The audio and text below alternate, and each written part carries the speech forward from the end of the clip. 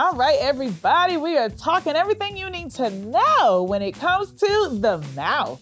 This is Periodontist Dr. Leena Palomo. Hello, girl. Dr. Palomo is a periodontist based in New York City.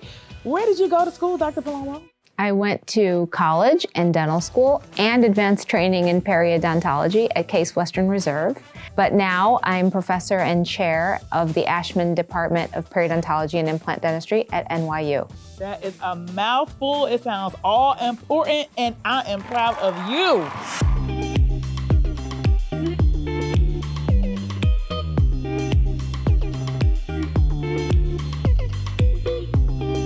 Dr. Palomo, I'm curious, when you see a new patient, what are some of the things you're looking for in the very first appointment? We look at so many things, starting with the overall medical history. So what medications you take, chronic conditions, health problems, it all affects each other. Second thing we look at, we do an evaluation of the mouth, which starts with looking for any abnormalities, lumps, bumps. Then we look at the periodontium, the gums, the bony socket, which holds the tooth in place, and the ligament that connects the tooth to that bony socket.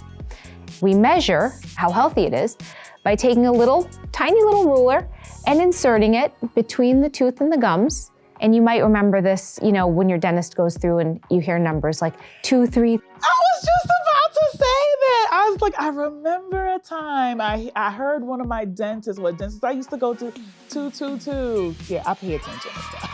Well, what we're looking for there, and it's really great that you paid attention because numbers like 2s and 3s are healthy and good, but what we're looking for is bigger numbers because a bigger number is the sign that there might be a pothole in that bony socket that's holding your tooth in place.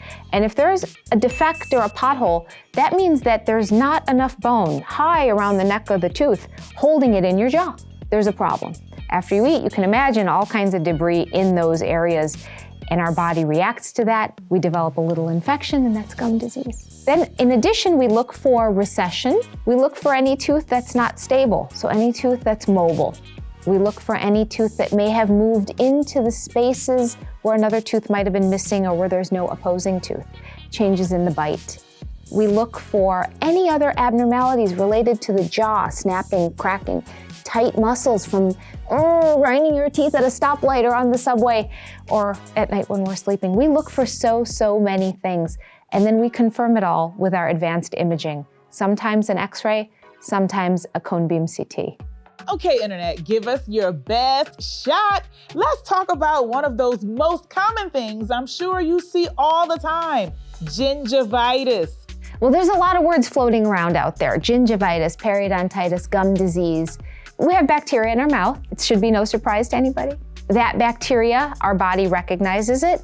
Our immune system says this doesn't belong here. And whether you call that bacteria plaque or tartar, stuff you hear about in toothpaste commercials, at the gingivitis phase, you see inflammation. Let's get inflamed. Something doesn't belong here.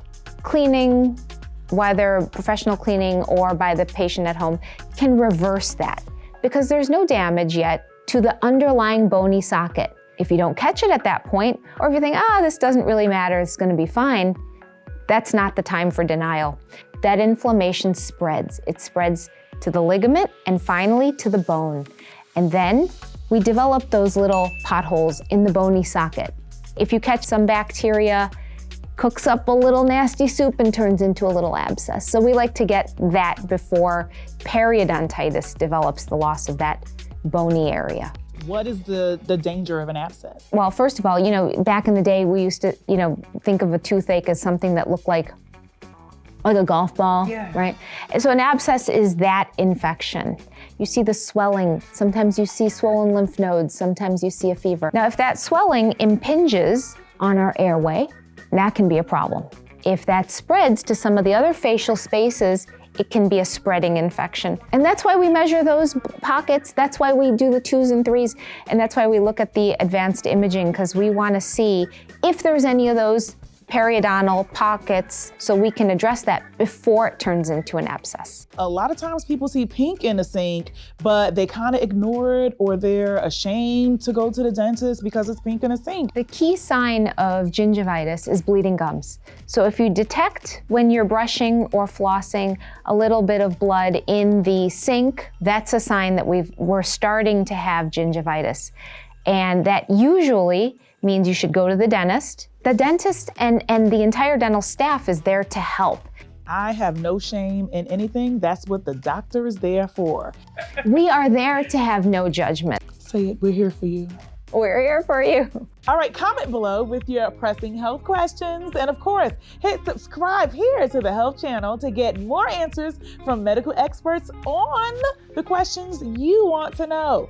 Dr. Palomo, thank you so much for joining us and answering all of our periodontal dental questions. Remember to see your periodontist for any medical advice, right, Dr. Palomo? Also, now listen about that implant, okay? Now, what if I never put it, I'm gonna put it on there, okay? Don't get me, do not, you're looking at me like you don't believe me. Okay, come on, let's talk about this off camera. Okay, let's go.